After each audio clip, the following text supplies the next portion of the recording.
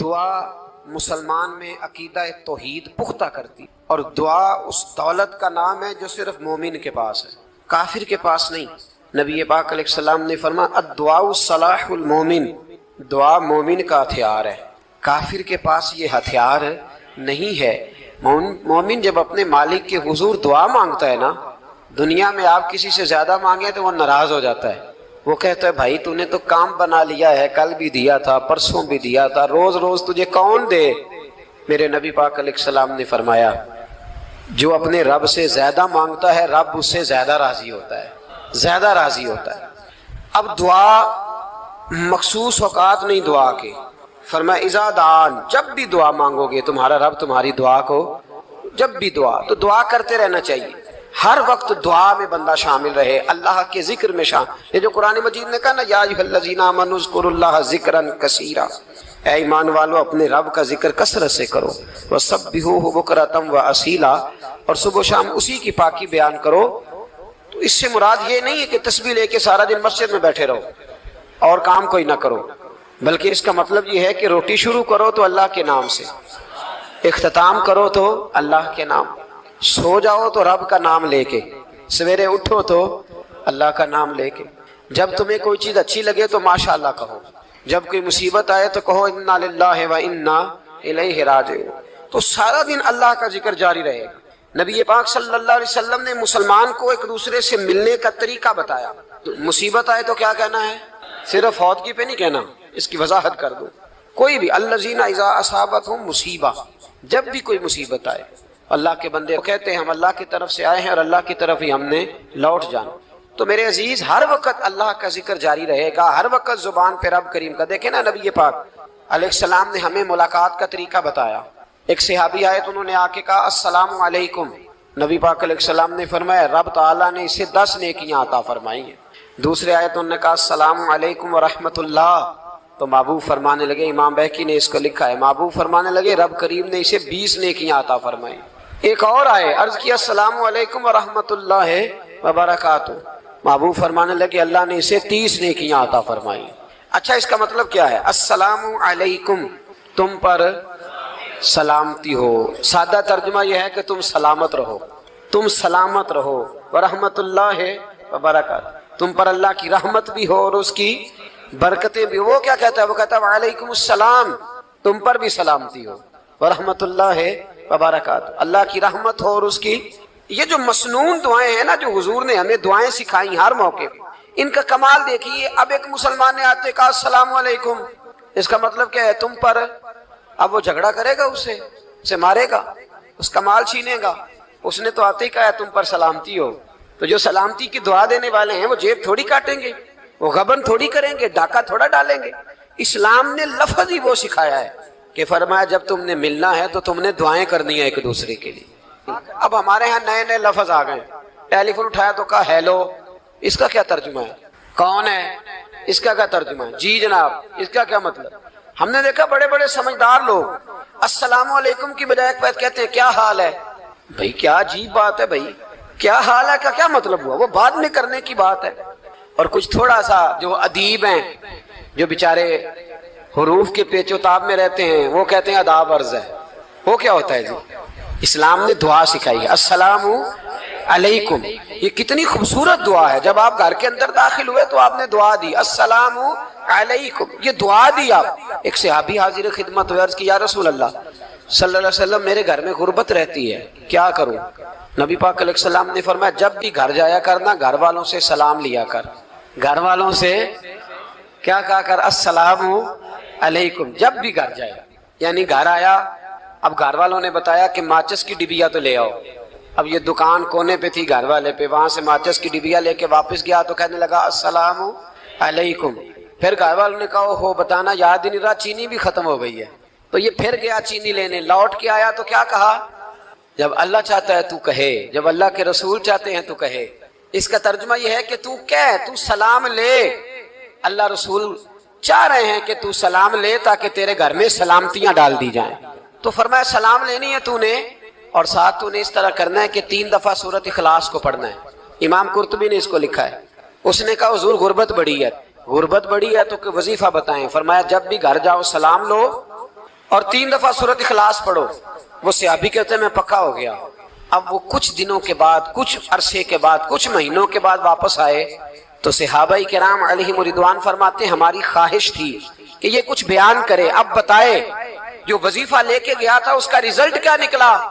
کہتے اس نے بڑی حیرت انگیز بات کی، حیرت انگیز عجیب انداز میں۔ کچھ لوگوں کا دل ہوتا ہے نا کہ مجھے ملے میرے پڑوسی کو نہ ملے، اور کچھ کا دل ہوتا ہے یار مجھے بھی ملا ہے اور الحمدللہ میرے پڑوسی کو ملا ہے۔ تو صحابی جب حاضر ہوئے تو صحابہ کہتے ہیں ہمیں تجسس تھا کہ یہ کچھ بتائیں، تو حضور نے فرمایا کیا حال ہے تیرا؟ کہا یا رسول اللہ کمال ہی ہو گئی ہے حضور، میں جب بھی گھر جاتا ہوں سلام لیتا ہوں اور 3 دفعہ سورۃ اخلاص پڑھتا ہوں، میں تو امیر ہو ہی گیا ہوں، میرے تو ہمسائے بھی امیر ہو گئے۔ کتنا پیارا ہے یہ جملہ، کتنا حسن ہے، اتنا اچھا لفظ کسی اور کے پاس ہے ہی نہیں جو الفاظ ہمیں ہمارے رسول نے عطا فرمایا۔ اس کو اپنائیے، اس کو اپنائیے۔ یہ الگ بات ہے کہ لوگ مطلب کے لیے سلوٹ کر لیتے ہیں بڑا سارا، لیکن مطلب کے لیے نہیں۔ جس کو جانے اس سے بھی سلام لیں، جس مسلمان کو نہیں جانتے اس سے بھی۔ تو نبی پاک نے ہمیں مسنون دعائیں سکھائیں۔ رات کو جب سونے لگیں اللہ کے رسول صلی اللہ علیہ وسلم نے ہمیں دعا سکھائی۔ حضور نے فرمایا جب سونے لگو تو مسلم شریف میں فرمایا تم نے یہ دعا پڑھنی، اللہم باسمک اموت و احیا، تم نے کہنا اے اللہ میں تیرے نام پر مرتا ہوں اور تیرے نام پر جیتا ہوں۔ نبی پاک صلی اللہ علیہ وسلم نے ایک حدیث میں فرمایا کہ یہ جو نیند ہے نا یہ موت کی چھوٹی بہن ہے، یہ موت کا ایک حصہ ہے۔ جس طرح انسان سو جائے تو کوئی خبر نہیں ہوتی کیا ہو رہا ہے، بالکل وہ اٹھا ہے تو اس نے کہا ہو یہ کیا ہوا، سو جاتا ہے نا آدمی اسے خبر نہیں ہوتی، اوہو میں نے تو 11 بجے اٹھنا تھا یہ تو 3 بج گئے، اب اسے خبر نہ رہی۔ سوتے ہوئے لوگ چوری کر لیتے ہیں، بلکہ اس طرح بھی ہوتا ہے کہ آدمی نے گکھڑ اترنا تھا، وہ پنڈی سے آ رہا تھا لیکن وہ سویا ہوا تھا، آنکھ تب کھلی جب کاموں کی آ گیا تھا، اب اس کا اس پر زور ہے۔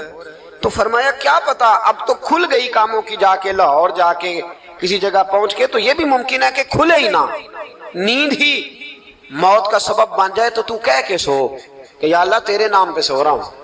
اللہ کس نام پہ سو رہا ہوں؟ یار اگر ہم ان دعاؤں کا حسن سمجھے مت، اللہم باسمک اموت و احیا، یا اللہ میں تیرے نام پہ سوتا ہوں اور تیرے نام پر اٹھتا ہوں، گویا کہہ رہا یا اللہ میری نیند بھی تیرے فضل سے ہی ہے، اور اگر آنکھ کھل جائے تو وہ بھی تیرے فضل سے ہی ہے۔ کتنا اعلیٰ نبی پاک علیہ السلام نے انداز سکھایا۔ اور پھر بخاری شریف میں حدیث موجود ہے، فرمایا جب اٹھو تو کہو الحمدللہ الذی احیانا بعد ما اماتنا والیہ النشور۔ فرمایا جب تم سو کے اٹھو تو پھر کہو اے اللہ ساری تعریفیں تیرے لیے، تمام تعریفیں جس نے ہمیں موت کے بعد حیات دی، موت کے بعد فرمایا احیانا بعد ما اماتنا، ہمیں مرنے کے بعد گویا اللہ کا شکر ادا کر کے آنکھ کھل گئی۔ دیکھیں کس طرح اسلام مسلمان کو اللہ کے ساتھ جوڑتا ہے۔ فرمایا شکر کر، آنکھ کھل گئی، کہ یا اللہ تیرا شکر ہے تو نے موت کے بعد ہمیں دوبارہ حیات عطا فرمائی، یہ شکر ادا کرو۔ گویا تم یہ نہ کہنا کہ میں اٹھ گیا ہوں تو میرا کمال ہے، یہ نہ سمجھنا میں اٹھ گیا ہوں تو میں بڑا پابند ہوں، جب میں ارادہ کر لوں کہ میں نے 11 بجے اٹھنا ہے تو پھر میں اٹھ جاتا ہوں۔ یہ نہ کہنا کہ یہ الارم بڑا اچھا ہے، یہ مجھے اٹھا لیتا ہے۔ ذہن کے اندر خیال کر کہ نیند تو موت کی طرح تھی، یہ جو میں اٹھ گیا ہوں تو اپنے رب کے فضل سے اٹھا ہوں، جو میں اٹھ گیا ہوں، جو ابھی اٹھے ہیں وہ تو بول دینا کم از کم کہ میں اپنے رب کے فضل سے اٹھ گیا۔ تو دعا سکھائی۔ پھر دیکھیے نبی پاک صلی اللہ علیہ وسلم نے فرمایا جب تم بیت الخلاء میں جاتے ہو نا، واش روم میں جاتے ہو تو گندی چیزیں ہوتی ہیں، وہاں شیطان ہوتے ہیں، جنات ہوتے ہیں، یہ گندگی پہ ہوتے ہیں۔ جب تم واش روم جاؤ، بیت الخلاء جائے، تب بھی دعا مانگو۔ کیا دعا مانگو؟ وہ دعا بھی نبی پاک صلی اللہ علیہ وسلم نے ہمیں تعلیم فرمائی اور بخاری میں ہے، کہا پڑھا کرو اللہم انی اعوذ بک من الخبث والخبائث، کہو اے اللہ ناپاک چیزوں سے میں تیری پناہ مانگتا ہوں، وہ نر ہوں یا مادہ ہوں، اللہ میں تیری پناہ مانگتا ہوں۔ واش روم کے اندر بہت ساری بری چیزیں ہوتی ہیں، جوان میری بات پر توجہ فرمائیں، وہاں بہت ساری گندی چیزیں ہوتی ہیں۔ انسان کئی دفعہ واش روم میں جاتا ہے اسے وسوسے زیادہ آتے ہیں، یہ نوٹ کریں میری بات۔ اصل میں نا ہم بات ڈھونڈ رہے ہیں علاج اپنی بیماریوں کا، حالانکہ علاج تو سارا مدینے والے رسول کے پاس موجود ہے، محبوب کے پاس ساری دوائیاں ہیں۔ تو نبی پاک علیہ السلام دیکھیں نا، انسان واش روم میں جاتا ہے اسے وسوسے آتے، برے خیالات آتے، وہ گناہ کی طرف کئی دفعہ مائل ہوتا ہے، تو کہا تو دعا پڑھ کے جا، اللہم انی आऊज़ु बिका, या अल्लाह मैं तेरी पनाह मांगता हूँ, मिनल खुबुसी वल खबाइस, हर खबीस और बुरी चीज से मैं तेरी पनाह मांगता हूँ, वो नर हो या। यार कितना अजीम दीन है, कितना अजीम मेरे मुस्तफ़ा करीम का वो वाला दीन है। असल में अल्लाह करे बीए पास बच्चे को बैतुल खला की दुआ भी याद हो जाए, ऐसे याद हो जाए, और इसके माँ बाप समझ लें कि जवान हो गया है, तो अब हो सकता है इसकी तरफ शैतान हमला ज्यादा करे, इसे खराब करने की कोशिश करे, तो लिहाजा इसे दुआ सिखाई जाए ताकि इसको पहले से पता हो कि मैंने उस बेईमान से बचना किस तरह से। अब आप देखिए नबी पाक अलैहिस्सलातु सलाम ने हमें दुआ सिखाई मुसन्नफ इब्न अबी शैबा में। कौन सी दुआ? वाशरूम से निकलने की। अल्लाहु अकबर, बड़ी जबरदस्त दुआ है, बड़ी जबरदस्त। आप यकीन करें इस एक एक दुआ पर एक एक पूरा बयान हो सकता है, एक एक। ये इसलिए नहीं मैं कह रहा कि मैं कोई आलिम फाजल आदमी हूँ, आप कहेंगे कि बता रहे हैं मैं बड़ा पढ़ा लिखा हूँ। सिर्फ ये अर्ज कर रहा हूँ कि इसके फवायद पर, समरात पर जो अल्लाह तबारक व तआला उम्मत को देता है, इन दुआओं की जो फजीलत हदीसों में आई, और फिर जो इसके फवायद है, अगर उस पर बात करूं तो एक दुआ तकाजा करती है कि उस पर पूरा एक लेक्चर होना चाहिए। देखिए आप वाशरूम से निकले, दुआ क्या है? दुआ के लफ्ज क्या? अल्हम्दुलिल्लाहिल्लज़ी। एक हदीस में लफ्ज है गुफरानका, गुफरानका, ऐ अल्लाह मैं तुझसे बख्शिश चाहता हूँ। और जो मशहूर और मारूफ है मुसन्नफ इब्न अबी शैबा की रवायत, फरमाया अल्हम्दुलिल्लाहिल्लज़ी अज़हबा अन्निल अज़ाब आफ़ानी, फरमाया ऐ अल्लाह तेरा शुक्र है। वाशरूम से निकला है तो कह रहा है या अल्लाह तेरा शुक्र है, तूने मुझसे अजियत दूर की, व आफानी, और तूने मुझे आफियत अता कर दी। अजियत दूर कर दी और आफियत। बोलिए, वाशरूम से निकला है तो क्या कहता है? या अल्लाह तेरा शुक्र है, तूने मुझसे अजियत दूर कर दी और मुझे आफियत। डॉक्टर, हकीम, होम्योपैथिक एक चीज पर मुत्तफिक कम होते हैं, पता है ना आपको, लेकिन इस बात पर सबका इत्तेफाक है कि अगर किसी को कब्ज हो जाए ना तो शायद 70 या 72 बीमारियां लग जाती हैं। और जब आदमी को कब्ज होती है ना, पेट के अंदर फुजला जम जाता है, खारिज नहीं होता, उसको आसाब की बीमारी होती है, उसके जहन पर असर होता है उस चीज का। आप ये मत समझे कि खाना खाना ही एक कमाल है। अल्लाह ने ये भी नेमत बनाई है कि खाना जब खारिज होता है तो वो भी अल्लाह का बहुत बड़ा एहसान है। तो फरमाया तू समझा ही नहीं, अगर तुझे कब्ज हो जाती, तेरे पेट के अंदर वो चीज जम जाती, तेरे लिए कितनी तकलीफ का बायस थी। उन लोगों से पूछिए जो इसके बीमार हैं, इसके मरीज हैं, वो कितनी तकलीफ में रहते हैं, सर में दर्द होता है, सर चकराते हैं। एक बहुत बड़ा रोड एक्सीडेंट हुआ तो ड्राइवर से लोगों ने पूछा कि मसला क्या है, तो कहने लगा मैं कब्ज का मरीज हूँ, तो मैं खाना खा लेता हूँ तो मेरे जहन पर वो इस कदर ज्यादा गैस का गलबा होता है कि मैं सख्त तकलीफ में हूँ। नबी पाक अलैहिस्सलाम ने हमें समझाया और बताया कि समझ लो यारो, खाना खाने की नेमत तो अल्लाह ने तुम्हें अता फरमाई है, लेकिन खाना खाने के बाद उसका इखराज भी अल्लाह की बहुत बड़ी नेमत है, तो अल्लाह का शुक्र अदा करो। फिर जब आप घर से निकलेंगे तो भी उसकी दुआ इरशाद फरमाई, बिस्मिल्लाह तवक्कलतु अलल्लाह, अल्लाह के नाम से घर से निकलता हूँ और मैंने भरोसा भी अल्लाह के नाम पे किया। जब घर से निकलें तो किसके नाम पे भरोसा करें? बोलिए, हजरत राबिया बसरिया रहमतुल्लाह अलैहा, आप तशरीफ ले गई हज करने, जिस दिन वापस आई अपना ऊंट कह गई जाती दफा, कहने लगी अल्लाह मैं तेरे हवाले करके जा रही हूँ और बिस्मिल्लाह तवक्कलतु अलल्लाह, भरोसा भी तेरी जात पे है। जिस दिन वापस आई ना, उसी दिन किसी ने बताया कि अम्मा आज ही तेरा ऊंट मर गया है, तो ऊंट के सराहने खड़ी होकर कहने लगी मौला मैं तो तेरे नाम पे, तेरे पे भरोसा करके गई थी, तेरे हवाले, मैं तो तेरे घर गई थी। तो लोग कहते हैं अम्मा के मुंह से लफ्ज निकले तो ऊंट जिंदा होके खड़ा हो गया, खड़ा हो गया वो। तो अम्मा कहने लगी नहीं तुम्हें ही गलती लगी है, मरा ही नहीं था, पहले से ही मौजूद था, वह अपनी करामत भी नहीं जाहिर होने दी। तो भाई घर से निकले तो किस लफ्ज पर कि या अल्लाह मैं तेरे भरोसे पे निकल रहा हूँ मैं।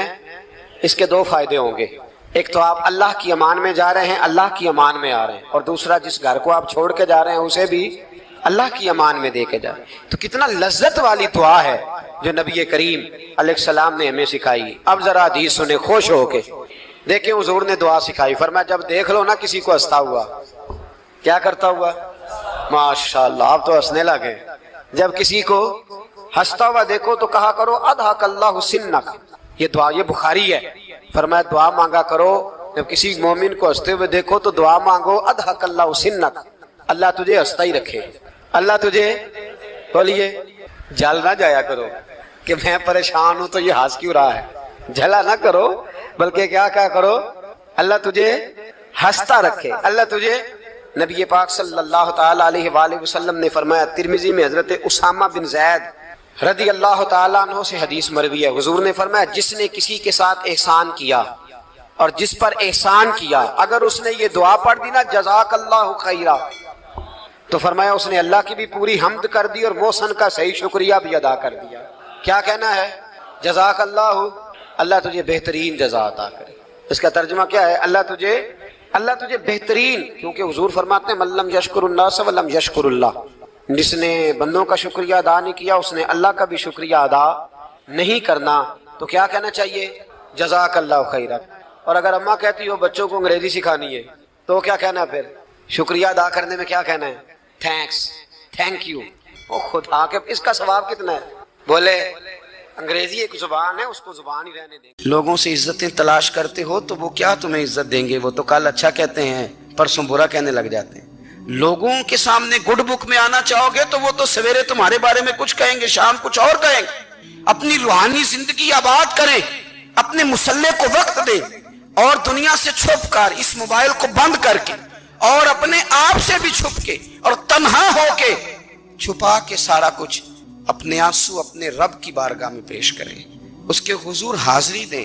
سنو نا ترمذی کی حدیث اور اسے یاد رکھنا. نبی پاک علیہ السلام نے فرمایا اپنے دکھ لوگوں کے سامنے نہ بیان کرنا، سیٹھوں نوابوں کو نہ بتاتے پھرنا، دنیا داروں کے سامنے جا کے نہ رونا کہ میں تکلیف میں ہوں. فرمایا اگر دنیا داروں کو دکھ بتاؤ گے رب تمہیں کبھی غنی نہیں کرے گا. اور لوگ ہیں کہ الٹا مذاق اڑائیں گے.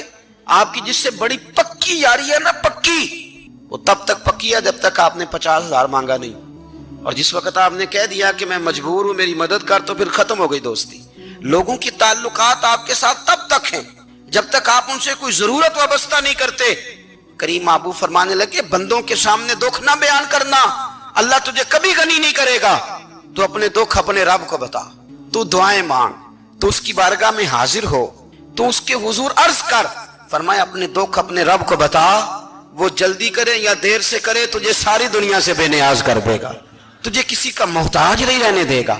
اپنے مسلح کو، اپنی دعاؤں. ایک بزرگ فرماتے ہیں میں نے دعا مانگنے کا طریقہ اپنی بیوی سے سیکھا. دعا مانگنے کا طریقہ اپنی، سیکھنے والے تو اپنے بچوں سے بھی سیکھ لیتے ہیں، سیکھنے والے تو ہر ایک سے سیکھتے ہیں. وہ کہتے ہیں میں نے دعا مانگنے کا سلیقہ اپنی بیوی سے سیکھا ہے. حضرت وہ کس طرح؟ فرمانے لگے میری بیوی نے نا مجھے کوئی کام بتایا، کچھ پیسوں کی ضرورت کے لیے کہا، تو میں نے اسے کہا کہ بھئی ابھی میرے پاس نہیں ہے، کچھ دنوں میں آتے ہیں تو میں دے دوں گا. عورتوں کی عادت ہوتی ہے وہ بار بار یاد کراتی ہیں. 2-4 دنوں کے بعد پھر اس نے کہا حضرت وہ میں نے کہا تھا کچھ پیسے، میں نے اسے کہا کہ ابھی میرے پاس نہیں ہے، کچھ دنوں میں ملتے ہیں تو میں تمہیں دے دوں گا. اس نے کچھ دنوں کے بعد پھر کہا حضور وہ میں نے کچھ پیسے کہے تھے. فرماتے میں نے ڈانٹ دیا، میں نے کہا کہ کیا تو روز مجھے شرمندہ کرتی ہے، کہا نا میرے پاس نہیں ہے، ہوں گے تو دے دوں گا، تو روز یاد کراتی ہے. فرماتے ہیں اس نے پہلے تو میری ڈانٹ کو سہا، پھر میرے سخت جملوں نے اس کی آنکھوں میں آنسو پیدا کر دیے، پھر اس نے اپنے آنچل میں اپنے اس دکھ کو سمیٹا اور پھر اس نے ایک جملہ کہا تو میں رو پڑا اور مجھے اپنے رب سے مانگنے کا طریقہ آ گیا. مجھے کہنے لگی حضرت جی آپ نے ڈانٹ دیا میں نے سہ لیا، پر آپ ہی میرے شوہر ہیں، بتائیں نا آپ سے نہ کہوں تو میں کس سے جا کے کہوں. فرماتے ہیں میں رو پڑا اور میں کھل کے رویا اور میں تڑپ کے رویا اور پھر میری سسکیاں بند گئیں. تو مجھے کہنے لگی آپ کو کیا ہوا؟ میں نے کہا مجھے بھی دعا مانگنی آ گئی ہے. جب میں اسے کہوں گا نا اللہ تو ہی میرا رب ہے، میں تجھ سے نہ کہوں تو میں کس سے جا کے کہوں؟ میں کیوں کسی بندے سے سوال کروں؟ میں کیوں کسی دنیا دار سے کہوں؟ میں تیرے بندوں کا، نیک بندوں کا وسیلہ لے کے، تیرے محبوب کی غلامی لے کے تیری بارگاہ میں آیا، تجھ سے نہ مانگوں تو کس سے مانگوں؟ سمجھ آ گئی ہے؟ جب میں اس رنگ میں مانگوں گا تو پھر رب میرے اوپر بڑا ہی فضل فرمائے گا، وہ میرے اوپر بڑی رحمت کرے گا، وہ میرے لیے آسانیاں کرے. عزیز دوستو ہم اس طرح کرنے لگ گئے ہیں کہ ہم نے نا اپنے تعلقات پر اعتماد کرنا شروع کر دیا ہے. میرے تعلقات بہت ہیں. ہم نے اپنی دولت پر اعتماد کرنا شروع کر دیا ہے، میرے پاس دولت بہت ہے. ہم نے اپنے علم پر، اپنی شہرت پر اعتماد کرنا شروع کر دیا ہے کہ میرے پاس فلاں چیز بہت ہے. یاد رکھنا جب بے نیاز اپنی صفت بے نیازی دکھاتا ہے تو بڑی بڑی دولتوں والے مجبور نظر آتے ہیں. بھائیو جب انسان کا رشتہ اپنے مالک کے ساتھ ہوتا ہے پھر تو غم بھی کچھ نہیں کہتے، پریشانیاں بھی کچھ نہیں کہتی، پھر تو زندگی صبر والی، پھر تو زندگی توکل والی، پھر تو زندگی بھروسے والی، پھر انسان اپنے آپ کو رسوا نہیں کرتا، دنیا داروں سے امیدیں اس کی ختم ہو جاتی، امیدیں اللہ رسول سے لگا لیتا ہے، مضبوط ہو جاتا ہے، مضبوط، طاقتور ہو جاتا ہے، خوددار ہو جاتا ہے، باوقار باعزت ہو جاتا ہے۔ حضرت بہلول دانا رحمت اللہ علیہ بیٹھے تھے تو ہارون رشید حج کر کے آ رہا تھا، تو رستے میں حضرت شیخ سے ملاقات ہو گئی، تو السلام علیکم کے بعد کہنے لگا حضور کوئی حکم ہو تو بتائیے گا۔ تو حضرت بہلول دانا فرمانے لگے تیرا رب کون ہے؟ اس نے کہا اللہ۔ تو فرمایا میرا کون ہے؟ کہا اللہ۔ فرمانے لگے تو بڑا ہی بیوقوف ہے، کیا تو یہ سمجھتا ہے کہ رب ہارون رشید کو تو دے گا اور بہلول دانا کو بھول جائے گا؟ تیرا بھی وہی رب ہے، میرا بھی وہی رب ہے، اس نے اگر تجھے دے کے آزمایا ہے تو ہو سکتا ہے مجھے نہ دے کے آزما رہا ہو، جب اس کی حکمت کے تقاضے ہوں گے تو عطا کرے گا اور دے گا، تو جا اپنا کام کر۔ بھائی اپنی روحانی زندگی، اپنی عبادات، اپنے وظائف، اپنے روزمرہ کے معاملات، اپنی دعائیں، اپنا استغفار، دیکھو کوئی مشکل کام تو نہیں، 2 رکوع ہیں سورہ واقعہ کے اگر رات کو پڑھ لی جائے تو۔ میں کس طرح یہ بات بیان کروں کہ تعویذ بانٹنا آسان ہے اور وظیفہ بتانا مشکل ہے؟ سارا دن تعویذ بانٹیں تو لوگ لینے کو تیار ہیں، اور اگر آپ وظیفہ بتائیں تو کہتے ہیں تو مشکل کام ہے۔ او خدا کے بندے، اگر آپ کا تعلق قرآن پاک کے ساتھ مضبوط ہو، قرآن پاک کے ساتھ اگر آپ کا رشتہ ہو، لوگ سفارشیں ڈھونڈتے ہیں نا دنیا میں، کوئی تعلق مل جائے تو میرا کام ہو جائے، دنیا میں اتنا مشکل معاملہ ہے، آخرت میں مجھے بتائیے گا کتنا مشکل معاملہ ہوگا۔ میرے نبی پاک صلی اللہ تعالی علیہ وسلم نے فرمایا جو لوگ سورہ ملک پڑھا کرتے تھے نا، سورہ ملک، یہ سورت ملک قیامت میں ان کی سفارش کرے گی، اور اس طرح کرے گی کہ کہے گی اے اللہ یہاں اس بندے کو جنت میں داخل کر دے یا مجھے قرآن پاک سے علیحدہ کر دے، تو رب فرمائے گا جا اس کا دامن تھام کے اسے جنت تک پہنچایا۔ آپ بات کو سمجھیں، جب آپ کے تعلقات اپنے معاملات کے ساتھ مضبوط ہوں گے، یہ نبی کریم نے وعدہ کیا ہے کہ تو سورت واقعہ پڑھ تیرے گھر میں فاقہ نہیں آئے گا۔ حضرت عبداللہ ابن مسعود رضی اللہ تعالیٰ عنہ بیمار تھے تو حضرت عثمان غنی رضی اللہ تعالیٰ عنہ تیمارداری کے لیے تشریف لے گئے اور جا کر کے کہا کہ آپ بڑے بیمار ہیں، آپ کی بیٹیاں زیادہ ہیں، میں چاہتا ہوں کہ خزانے میں سے کچھ مدد کروں۔ تو سیدنا عبداللہ ابن مسعود رضی اللہ تعالیٰ عنہ اٹھ کے بیٹھ گئے اور کہنے لگے امیر المومنین، اللہ آپ کو میری طرف سے، میری بیٹیوں کی طرف سے بہتر صلہ دے، میری بیٹیوں کو کسی خزانے کی ضرورت نہیں، میں نے انہیں خزانہ دے دیا ہے۔ کہا جناب آپ نے کون سا خزانہ دیا ہے، میں آپ کے مالی معاملات کو جانتا ہوں۔